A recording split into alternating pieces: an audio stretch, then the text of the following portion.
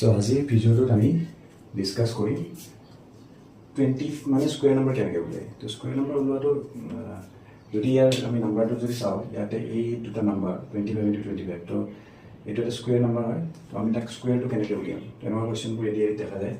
তো ইয়াতে আমি যদি চাওঁ, ইয়াৰ ওৱান স্পেচ ডিজিট যিটো এককৰ ঘৰৰ সংখ্যা ইয়াতে 5 আছে। তাৰমানে আমি এই যিটো মই প্ৰচেছ দেখাম, এই প্ৰচেছটোতো এনেকুৱা নাম্বাৰবোৰৰ লগত এপ্লিকেবল হ'ব যেতিয়া নাম্বাৰ দুটা ছেম থাকিব লাগিব আৰু ওৱান স্পেচ ডিজিট কি হ'ব লাগিব, ছেম হ'ব লাগিব।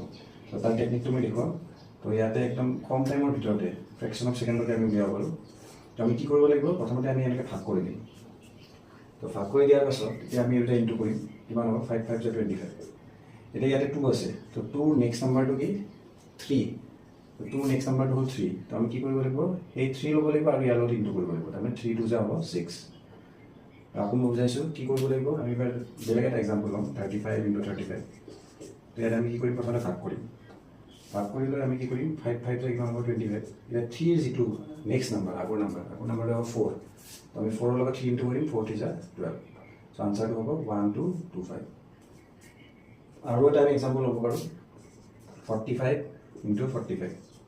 আমি কি কৰিম, 45 × 45, 5 5 × 25, 4ৰ আগৰ নাম্বাৰটো হ'ল কি 5, তো 5 4 × 20, 2025।